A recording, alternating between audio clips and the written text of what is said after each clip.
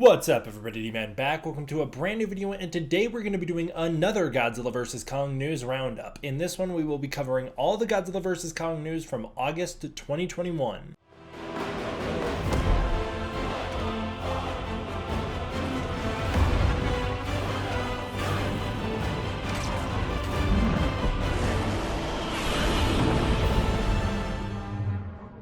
Alright, jumping into it, we got some art from James Stoke. Now, James Stoke is actually the artist for Godzilla the Half-Century War. This is an older piece of his, but it was reshared around this time, and it features his version of Godzilla facing off against his version of Kong, which looks incredible. Kong looks like a crazy Yeti Banshee beast. I love it. I love the chaos and the carnage happening down by Godzilla's foot, and I think the whole piece is incredible. I love this art style so much. Next up, SH Monster Arts released a Ghidorah special color version from Godzilla King of the Monsters.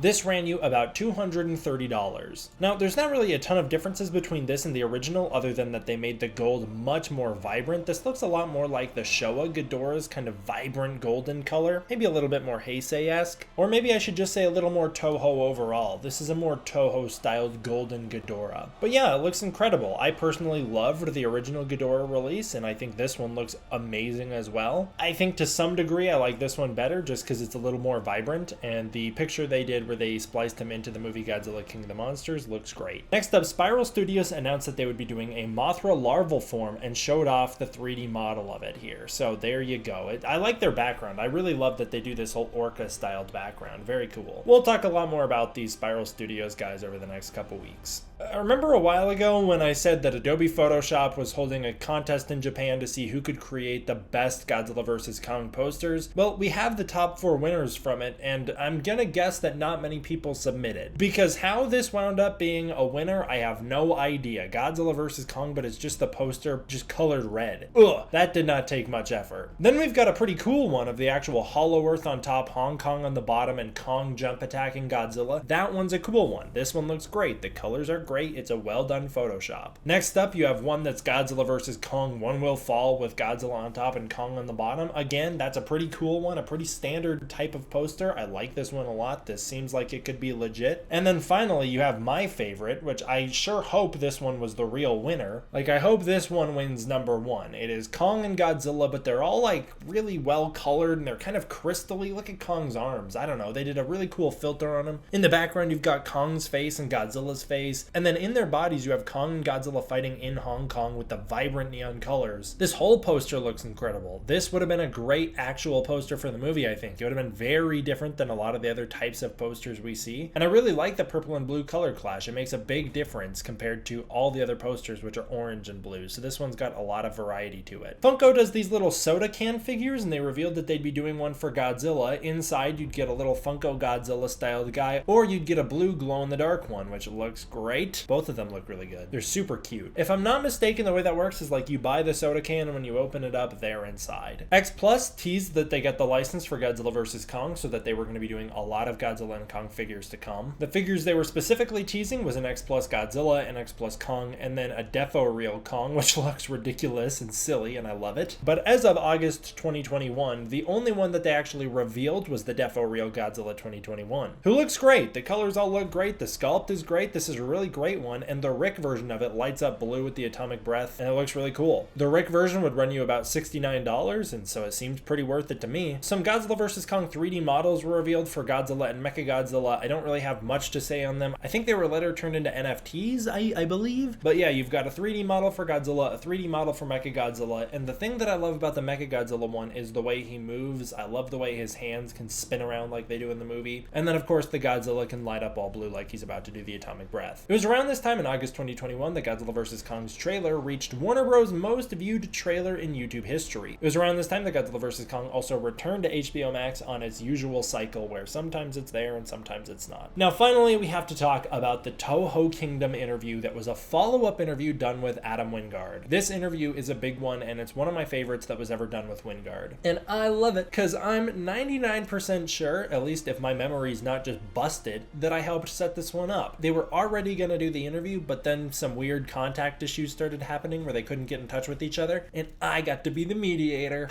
Yeah, for those of you who don't know, I actually had the opportunity to interview Adam Wingard around this time myself, and I chose to pass on it because I just didn't feel like I could bring anything to the table, and I was really starting to question my whole place in this world and what I was even doing here in the first place. Like, was I worthy of it? And I felt like no, probably not. So I wanted somebody more qualified than myself to do the interview. So a couple of the questions in here are very clearly inspired by questions that I had for Adam Wingard. So I basically got what I wanted anyways, and then I got to meet Adam Wingard in an informal way and not have to do the interview where I felt like I would have embarrassed myself. I don't know, I think it all turned out for the better. Maybe I'll get to do a real interview with Adam Wingard for Godzilla and Kong, but at least for this point, I was not in the right place to interview him at this time. Jumping into it, Adam Wingard touches upon his commentary for Godzilla vs. Kong because there was a lot of controversies caused by it. In particular, he says that he was really just joking around through a lot of that commentary, and it really shouldn't be taken that seriously. So when people cite that Godzilla is just toying with Kong in the Hong Kong battle and that Godzilla isn't worried at all that he's gonna lose, that's not canon. That's just Adam Wingard messing around. In fact, the Godzilla vs. Kong novelization specifically states that's not canon, and so does Godzilla's behavior in the movie. So Adam Wingard is just having a good time, and that was the point he was trying to make in this interview, because there was a lot of controversy caused about a joke he made in relation to the energy source in the Hollow Earth. He says the whole energy source Hong Kong bit doesn't really matter, they just needed a way to get Kong to the surface, and it really upset a lot of people. So he touched upon this controversy, saying that he was just joking. People need to realize that the commentary is separate from the movie itself, so the commentary should not be taken as seriously. He explains the Hollow Earth energy source by saying it shouldn't totally matter to the audience. That's what he meant. Not that it doesn't matter to the movie. He says that this was just a MacGuffin, like the One Ring, or the briefcase in Pulp Fiction, or the Infinity Stones, or the Ark of the Covenant. The specific mechanics of it shouldn't matter to the audience, but they do matter to the story of the movie itself. The power source is able to be synthesized and uploaded to MegaGodzilla, and that's that. It shouldn't matter to the audience any further than that. It does matter to the film and to the characters and does have a reason within the universe, but we don't need to know all that stuff. Adam Wingard also says that he's alright with people online hating him for that, which is,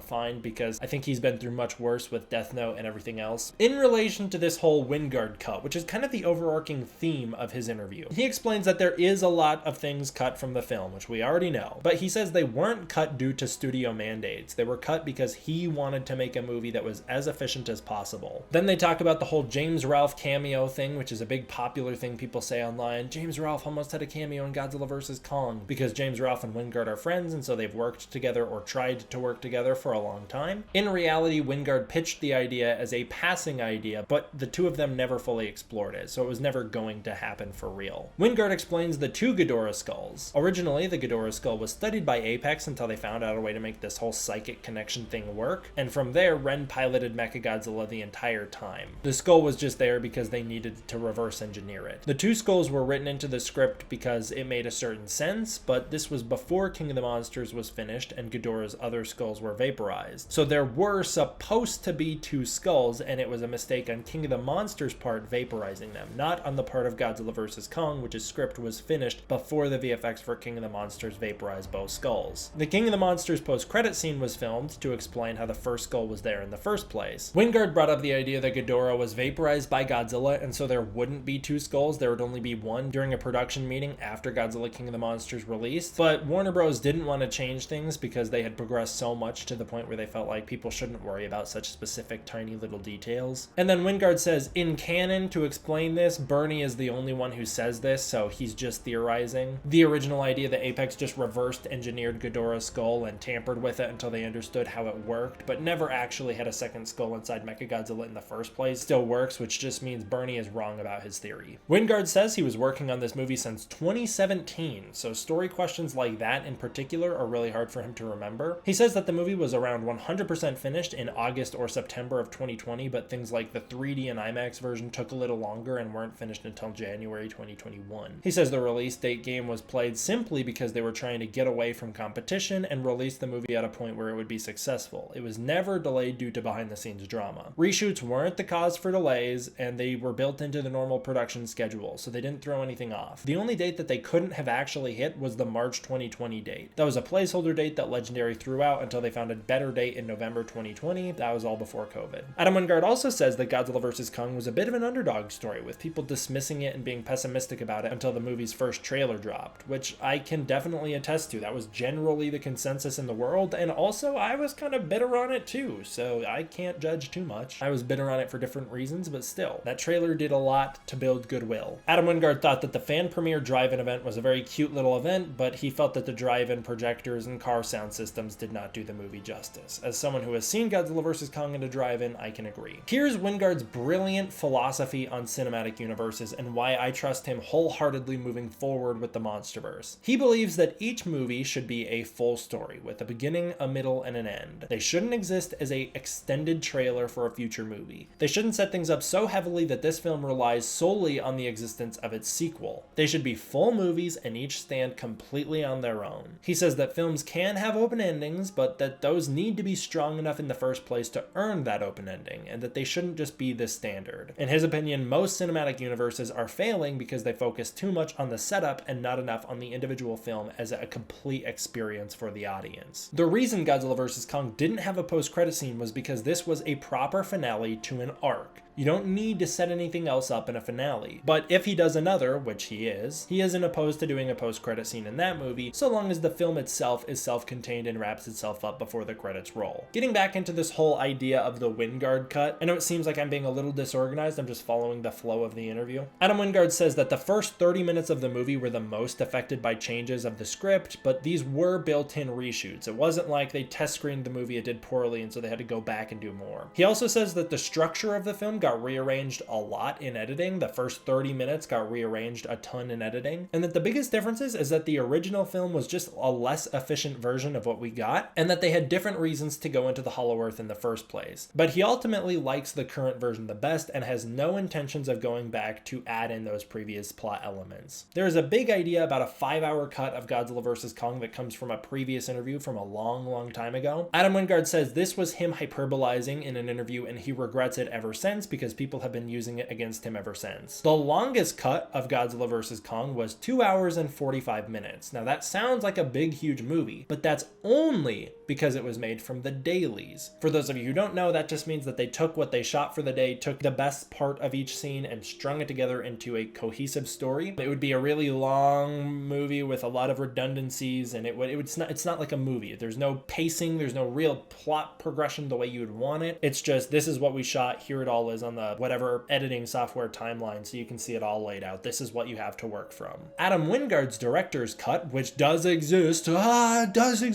his director's cut was around 2 hours and 10 minutes, or between 2 hours and 10 minutes to 2 hours and 15 minutes. And that these extra scenes were just a lot of characters talking, as he calls it. But he says they weren't talking about things that would sell the audience on the characters anymore. He believes that because we're getting more of the characters being themselves and just talking doesn't mean we're going to have a deeper connection to them or even like them more. Their actions speak louder than words, and these types of actions were left in the movie, so their character is still demonstrated in the film we got. We don't need them to spell it out for us in dialogue, which I agree with. He said that even the director's cut being 2 hours and 15 minutes is something that he never wanted. He always wanted the film to be under 2 hours. He says that most blockbusters spoil the experience by passing over that 2-hour threshold. They overstay their welcome. So the idea was, okay, here's our 2 hours 10 to 2 hours 15 minute cut. Now let's get rid of the stuff we can to push this into a 2-hour film that we want. Warner Bros. And Legendary never stepped in and said, hey, you have to make this movie under 2 hours. We already know that because previous MonsterVerse films are over 2 hours. It was Adam Wingard's decision to cut the film down to what we got. So when people are talking about this whole idea of the Wingard cut, Adam Wingard wants it to be way longer. No, he doesn't. He wanted the film to be as action-packed as possible. He calls it dense entertainment, covering as much plot, as much story as possible in the shortest amount of time. And his movie takes us on a whole global adventure with 2 concurrent plot lines. He got us there. He did it. He did what he wanted to do. The Wingard cut is what we saw. This director's cut wasn't an extended cut of the movie that we were meant to see. He says he doesn't really like deleted scenes. He doesn't really like director's cuts because it creates contradictory opinions about what's canon. This is his director's cut. The movie we saw was his director's cut. I know that's really hard for a lot of people to accept. Maybe you just don't like the movie, but there is no director's cut that exists out there that's gonna sell you on it. If you really want an extended dive into Godzilla vs. Kong's story with a lot more character development and a longer story and a lot more that happens, go check out the novelization. It's all there. Also, Adam Wingard had absolutely no idea what the MegaGodzilla toy leak was about. There was a rumor a long time ago that a VFX artist had claimed that the MegaGodzilla was Godzilla who wears armor in the movie to save him from Mechagodzilla. At the very end, he gets killed. He has to put this armor on from Monarch, and that will revive him. We know for a fact now that Playmates just wanted some gimmicks because they have released the MegaGodzilla toy that leaked a long time ago. They've released it. It is a toy. Well, I've never opened them. I do have them right here. This is the MegaGodzilla that puts on the armor, and this is a Mega Kong who wears sunglasses and has a whole Monarch booster kit on his back. They were just toys. They were never part of the movie. At least that's what the director of the film, Adam Wingard, would have to say. And then finally, Adam Wingard talks about the Godzilla vs. Kong audio commentary. He says it contains gaps, so he'll go silent for a little bit because the studio cut out and rearranged some of the things he was talking about. So for some reason, the studio felt the need to censor little bits and pieces of his commentary. He says he never went silent once during the whole recording of it. Sometimes he'd be talking about something in the commentary track that wasn't actually what he was mentioning when he recorded it, so the studio edited it to make it a little different. He mentions at one point in the commentary that he was talking about one of his favorite shots in Godzilla vs. Kong, and they took him saying that and moved it to a different shot, so he's saying that's my favorite shot, and it's not even the shot he meant. And then he says that other stuff was probably removed for legal reasons, like he can't discuss other projects actors were working on, or he can't discuss copyrighted material, and so certain things the studio had to cut out. For instance, one thing he talked about was how the Warbats are actually named Nozuki. That's what the creatures were called. And then there were these other creatures in the film called Shimada that were eventually cut as well. So he couldn't talk about that either because obviously that wasn't in the movie, and there's still some legal aspects of that for some reason Warner Bros. Didn't feel comfortable letting him say on the commentary track. So this was all cut. So yes, for those of you who don't know, the characters were supposed to be called Nozuki, not Warbats. That's what the species is called, is Nozuki. That's what Monarch designates them, and then for some reason Playmates tested the name, kids didn't like it, they tested the name Warbat, that tested better, and ultimately it was like the toy companies that got to change the name. At least that's how the story goes. And then he says another thing that was cut from the audio commentary was him making goofy noises over the fight scenes that Warner Bros. May have felt that he was embarrassing himself by doing, by making sound effects with his mouth, so they cut him doing that as well. Alright guys, that'll do it for this one. Yeah, there is no Wingard cut. We already watched it. For people begging to hashtag release the Wingard cut, yeah, I agree. Release it back in theaters because I really like that movie and I could go to see it in theaters again. So sure, release the Wingard cut in theaters, but you've already seen it. I want to give a big thank you to my patrons on Patreon. If you want to support the Patreon, you can get early access to content, access to the Discord community, and more, and it goes a really long way towards supporting this channel and making sure I can keep making videos like this for you guys. So big thank you to all the patrons on Patreon. Thank you all for watching. I hope you enjoyed. I'll see you guys next time for the next one. D-Man out.